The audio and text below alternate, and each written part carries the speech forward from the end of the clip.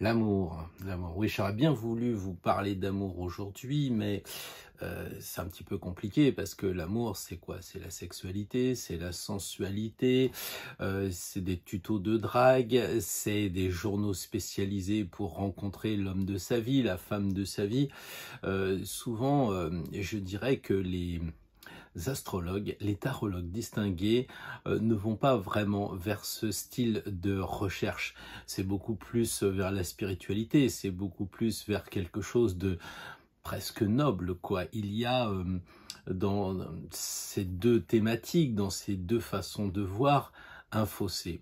Est-ce que vous pensez que la spiritualité ne peut pas aller avec l'amour simple? Simple, pas compliqué. Évidemment, vous allez me dire que classiquement, les maîtres initiés vivent plutôt seuls. On sait que Jésus était plutôt seul, on sait que Bouddha a été marié, mais finalement sa femme est devenue une disciple. Quant aux saintes, quant aux martyrs, quant à Thérèse de Lisieux, etc., les gens qui se sont voués corps et âme, c'est le cas de le dire, à la spiritualité, se sont pas vraiment préoccupés de leur corps, de leurs sensations, de leurs sentiments même, puisque tout était dirigé vers le divin. Donc à partir de là, on retrouve dans les chaînes et en fonction des thématiques une orientation plutôt terrestre ou une façon de voir les choses plutôt céleste.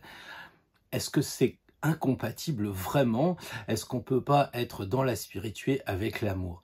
Il est vrai que le côté un peu caché des religions nous le fait apparaître. Avec le bouddhisme, on a le tantrisme. Avec, comment dire, la religion musulmane, on a le soufisme. On a plutôt un peu les contes de Nasruddin, ce genre de choses. Alors, la jalousie, l'âme sœur, les rencontres affectives, que demain sera-t-il fait pour mon couple? Est-ce que je vais trouver quelqu'un? Ça nous éloigne parfois de la spiritualité. Et moi-même, la semaine dernière, dans le tirage que j'ai proposé, j'ai parlé de polarité. Donc, j'ai parlé de quelque chose qui est en nous à titre plutôt individuel pour essayer de nous équilibrer sur notre chemin. Alors, est-ce que le chemin, on est obligé de le faire tout seul? Ou est-ce qu'on peut faire un chemin accompagné de quelqu'un d'autre, sans pour autant que ce soit la perte de notre chemin? La question est vraiment importante aujourd'hui et je vous la pose. Alors, y a-t-il incompatibilité entre l'amour spirituel et l'amour matériel? Y a-t-il impossibilité entre l'amour platonique et l'amour réel? Tout ça, on va en parler. Je vais vous mettre le jingle. Pendant ce temps-là, vous n'oubliez pas de mettre le pouce bleu, l'abonnement, etc. Je vais quand même vous dire que à la fin, je vais vous faire un cadeau. Mais je vous garantis qu'il va être bref parce que ça va durer que jusqu'à ce soir. Alors évidemment, ça ne sera pas un cadeau de sextoy, ça ne sera pas un cadeau de préservatif. Quoi, faites pas vos saintes nitouches, vous voyez, saintes nitouches, ça y est, on y est, spirituel et matériel. Bon allez, on envoie le jingle.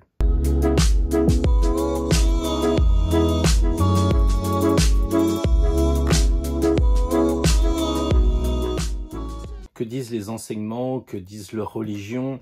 Il y a trop d'amalgame, à mon avis, entre la religion et l'interprétation qui en est faite après par les sages, par les pères de l'Église, etc. C'est-à-dire que, en fait, j'ai pas l'impression, en regardant le Nouveau Testament, qu'il y a véritablement un problème pour que Jésus soit avec une personne. On le sait, ça fait les choux blancs ou les choux gras de Dan Brown. On le sait, il y a eu beaucoup de livres qui ont été écrits sur la descendance de Jésus avec les rois de France.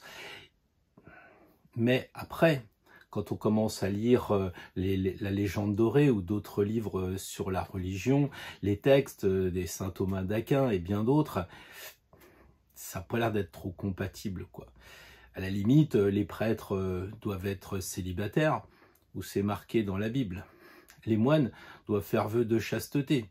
Est-ce que Jésus a enseigné ce genre de choses? Est-ce que dans la religion plus ancienne, que je connais moins, c'est moins ma tradition, mais je sais que Moïse était marié avec Séphora ou Séphira, ou enfin vous vérifierez quelque chose comme ça, il y a une possibilité effectivement de mariage, mais c'est pas très clair en ce qui me concerne dans la religion par rapport à notre vie personnelle, intime. Il y a vraiment un hiatus de ce côté-là. Alors que dit le tarot, vous allez me dire? Parce que je suis un peu gêné, parce que je voudrais pas blesser les personnes, surtout qui sont engagées en religion, je voudrais pas heurter les gens qui ont quelque chose qui leur convient bien dans la spiritualité. Alors on va faire un peu de neutre, et moi je vais vous parler un peu de ce que dit le tarot. Qu'est-ce qu'il dit le tarot? Si je vous parle d'amour, vous allez me dire, bah c'est l'amoureux. Et oui, c'est l'amoureux. L'amoureux, c'est la 6e carte. Ça n'a pas l'air d'être très important quand même, parce qu'il y a beaucoup de choses avant. Au moins 6 cartes, le mat, le 1, le 2, le 3, le 4, le 5, quoi, en fait. Donc on peut se dire, l'amour, 6e carte, de toute façon, c'est pas très spirituel. On essaye de nous le faire croire en mettant un Angelo, vous savez, avec son arc, un Cupidon, mais il faut bien regarder les personnages, ils s'en foutent, ils ont rien à faire, mais alors rien à faire de l'amour divin. Ils sont le personnage qui est au centre, il est vraiment à hésiter. Il hésite entre quoi?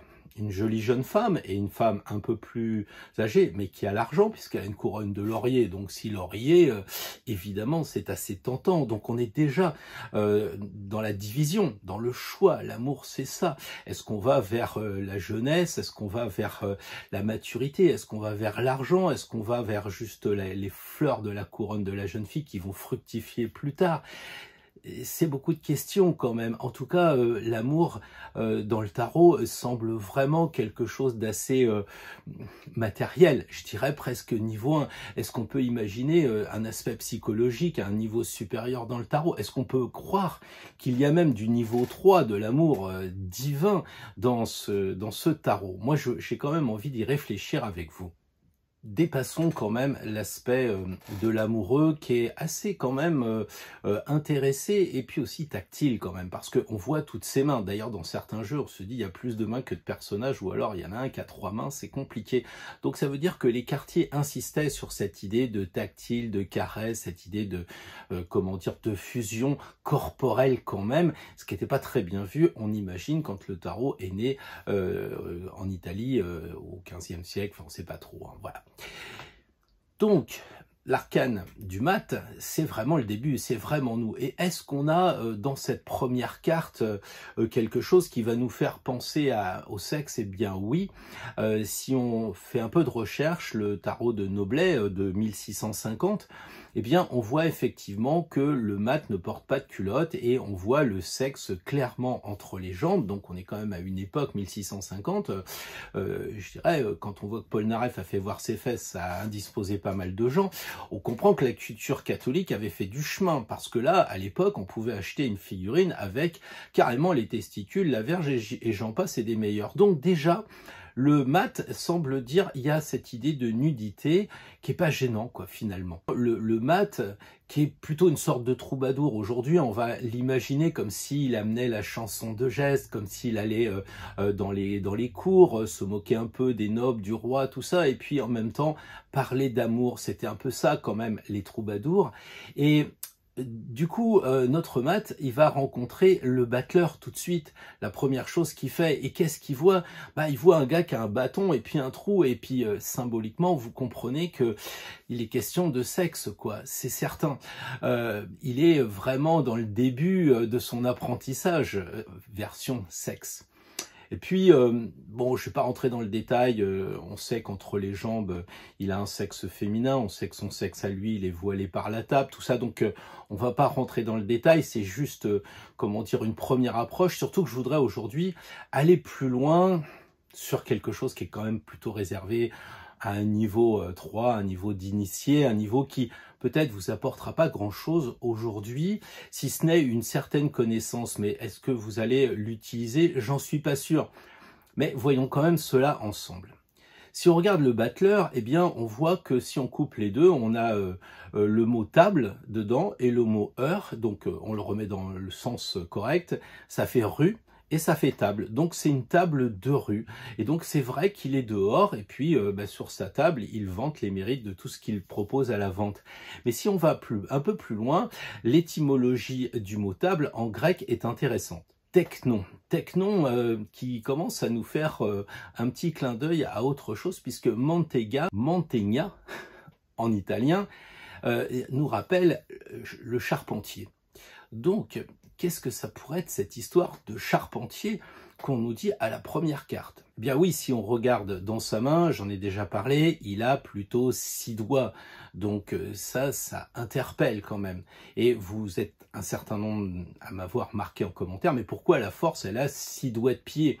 Donc vous voyez quand même le lien entre la force, 11, et le battleur 1. Ça fait beaucoup de 1 dans l'histoire. Ça fait 1, 1, 1, 1. On peut quand même se poser la question. Et puis alors après, on voit autre chose. Ils ont le même chapeau.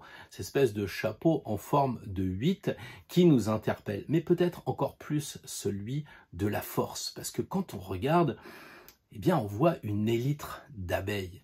Et qu'est-ce que vient foutre une élytre d'abeilles là-dedans? Une abeille, comment ça se reproduit? Ah ben, sans le mâle, hein. Vous connaissez la reine des abeilles, etc.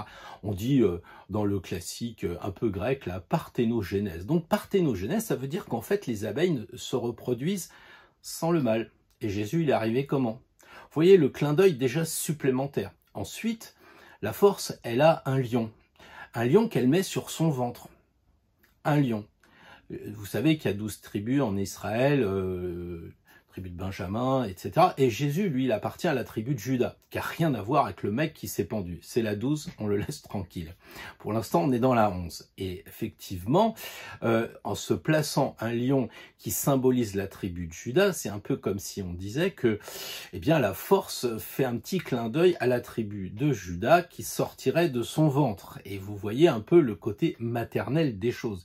Donc effectivement, ça sent un peu le Dan Brown quand même, cette histoire, hein. Le problème, c'est que Dan Brown, c'est assez récent, quoi. Et les cartes, ça remonte, hein. Et quand vous regardez même les premiers tarots, vraiment les premiers, on a toujours eu ce lion au niveau du ventre. Donc ça peut interpeller. Après, vous me dites, la force, les pieds, ça souligne les pieds. Et ça ramène un peu à la référence de la dernière vidéo où j'ai parlé beaucoup des pieds avec l'ère des poissons. Et c'est vrai que, bon, je peux pas tout dire. Et aujourd'hui, je ne pourrais pas tout dire encore. Évidemment, c'est pas une conférence, c'est juste un échange gentil. On n'est pas en cours, on n'est pas en conférence. Je peux pas tout dire, je n'ai pas tout le temps. Et puis, bon, après, il y a des formations pour ça. Je crois que le fait de parler des pieds nous interpelle parce que une personne m'a dit en commentaire que c'était Marie-Madeleine qui avait aussi lavé les pieds du Christ. Et à la fin, moi, je disais que le Christ, avant de mourir, il lavait les pieds de ses disciples. Et quand Pierre est devenu le premier pape de la descendance, il a lavé les pieds en souvenir de ce que faisait le Christ. Et puis tous les papes font la même chose. Tout le monde lave les pieds quand il rentre en fonction. C'est intéressant parce que je crois que c'est une erreur de dire que Marie-Madeleine lave les pieds du Christ. Elle lave les pieds de Jésus. Il n'est pas encore Christ. On ne va pas se disputer là-dessus et on ne va pas rentrer dans des discussions théologiques. Mais vous regarderez un peu comment ça se passe. Mais dans tous les cas, même si Marie-Madeleine lavait les pieds du Christ et qu'on ne soit pas d'accord sur la terminologie, qui commence? C'est elle. C'est Marie-Madeleine qui lave les pieds. Et Jésus reprend le truc. Et Jésus reprend la combine. Qui c'est qui a initié qui? C'est vraiment intéressant de se poser la question. Ce ne serait pas une femme qui aurait initié Jésus? Bon. Je vous renverrai vers d'autres religions aussi où on a souvent des femmes qui sont très présentes, très présentes. Hein. Khadija, peut-être. Donc réfléchissez à ce point-là qui n'est pas anodin quand même. Revenons donc à notre histoire de 11 et de Battleur 1. Le battleur, c'est quand même un gars qui vend un peu sur les marchés, qui est un peu le magicien. Le mat, c'est un petit peu celui qui va se promener, on l'a dit, dans les châteaux en tant que troubadour. Et il va raconter une histoire que tout le monde connaît, à savoir le Saint Graal. Et oui, le Saint Graal avec les chevaliers, Arthur, Merlin, et ça va rentrer avec Chrétien de Troyes et puis plein d'autres, Parsifal, enfin bref, je ne vais pas refaire le monde là-dessus. Mais les troubadours vantaient cette quête de l'amour divin avec le Graal et cette quête de l'amour physique avec Lancelot du Lac. Donc on voit que le tarot a tendance quand même, puisque vous savez qu'il y a des coupes, je vais y venir, hein, il y a des Graals hein, dans le tarot, c'est pas ce qui manque. Hein. Donc on voit très bien qu'il y a quand même un lien entre l'amour terrestre, charnel, physique, hein, de Guenièvre, que sais-je encore, même Merlin, je suis sûr qu'il a des désirs aussi. Et puis de l'autre côté, un amour inaccessible, platonique, divin, voilà, pratiquement une communion, quoi. Donc, on va avancer un peu sur la chose et laisser aux cathares, aux templiers, cette recherche incessante du Saint Graal en permanence. Et moi, je voudrais revenir à une ville qui est à côté de chez moi, qui s'appelle la Sainte-Baume, où effectivement, il y a pas mal de gravures avec les Saintes Maries, qui sont d'ailleurs encore plus près de chez moi, les Saintes Maries de la Mer. Il y a des représentations des trois Maries, alors bon, vous verrez, j'ai même fait un petit bouquin là-dessus, enfin j'en ai parlé des trois Maries, donc Marie-Madeleine, peut-être la Vierge Marie, enfin bref, il y a pas mal de choses, mais ce qui est intéressant, c'est surtout sur les représentations de ces tableaux, où on voit les trois Maries, et il y a aussi le vase au milieu, le vase sacré. Alors, est-ce que c'est le vase de Marie-Madeleine qui guérirait? Et là aussi, ça devient un problème, parce que vous allez me dire que la Sainte-Baume, bah, c'est le baume saint. Le problème, c'est que c'est pas ça. C'est que la Sainte-Baume, c'est que baume, c'est une grotte, dans le langage provençal. Donc, on voit quand même souvent que on cache des choses derrière les mots. Et comment dire, Marie-Madeleine, donc, elle a ce Graal avec les autres Maries, mais on la retrouve dans l'iconographie, dans les dessins, même dans les vitraux. Comment Marie-Madeleine est-elle représentée?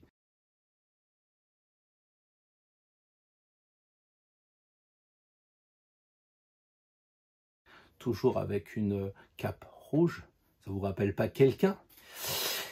Elle a donc toujours un vase avec elle, et puis elle a un crâne.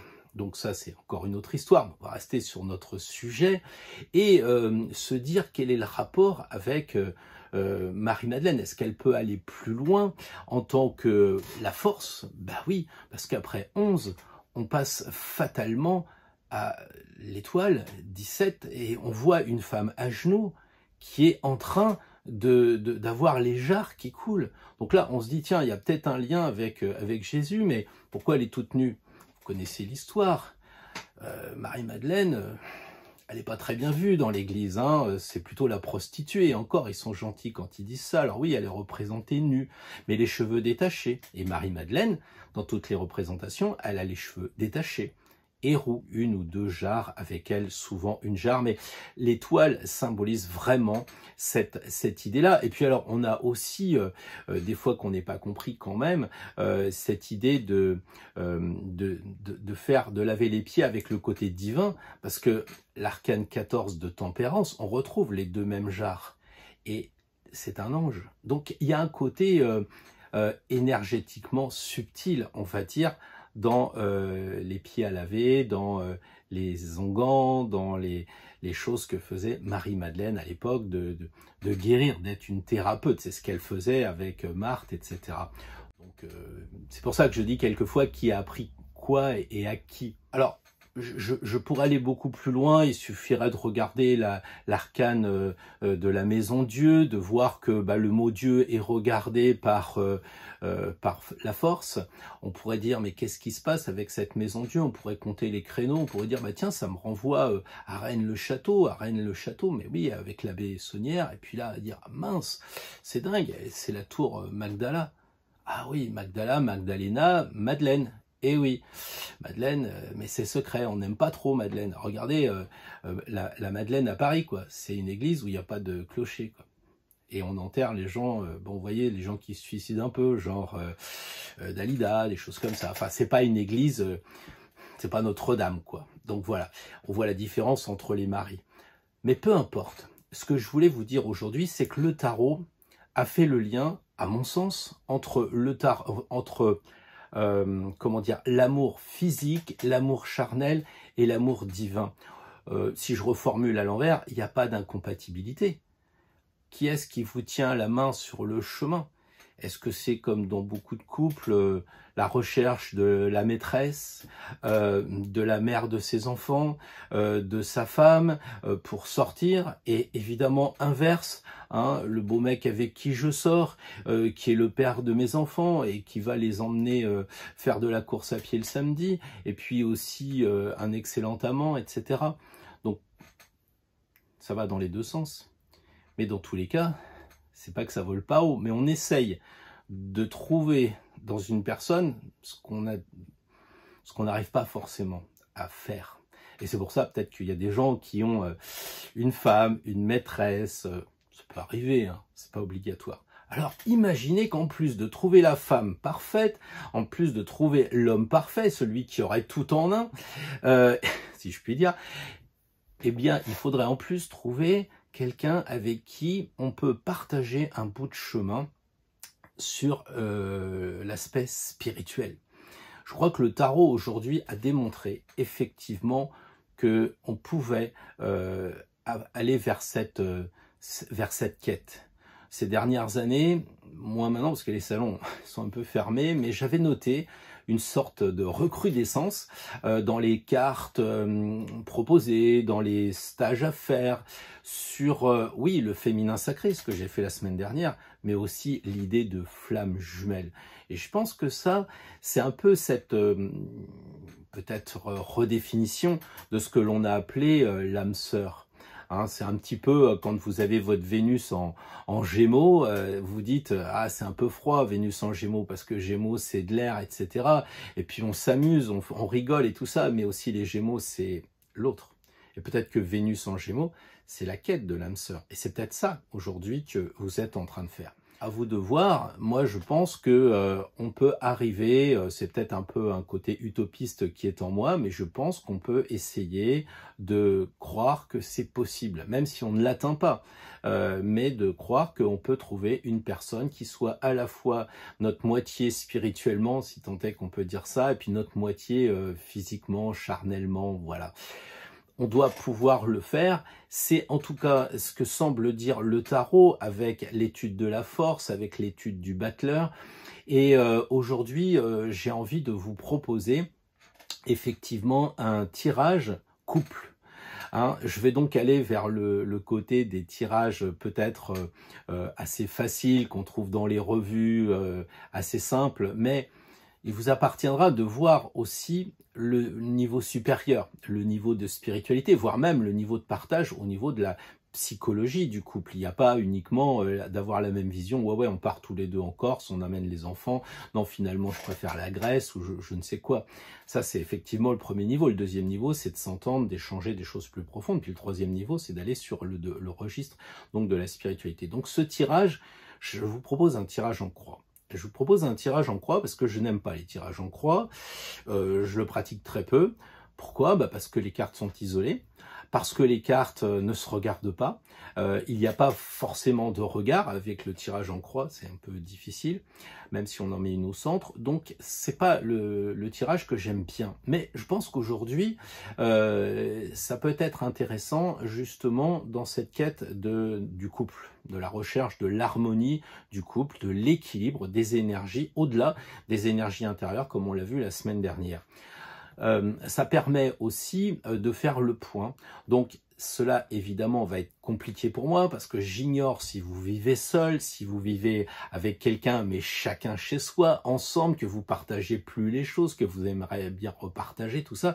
C'est qu'un tirage pour la semaine. Donc comme d'habitude, je vais faire le tirage signe par signe demain matin, mais pour vous, vous pouvez le refaire à titre personnel. Donc je vais vous expliquer comment on peut voir ce tirage. Il en existe beaucoup d'autres et justement, je vous avais parlé de cadeaux. Eh bien, si vous me suivez par les mails quotidiens, vous savez depuis quelque temps, depuis lundi, que je propose trois formations à moitié prix pour que l'été, vous puissiez travailler. Alors, si vous n'êtes pas inscrit au mail, vous voyez ce que vous manquez. Donc, je vous rappelle que vous pouvez me demander l'inscription sur spiral@hotmail.fr et tous les matins, vous recevrez les nouvelles du front. C'est-à-dire que demain, je vais peut-être parler d'astro, de tarot, que sais-je encore. Quelquefois, je déborde un peu sur d'autres passions.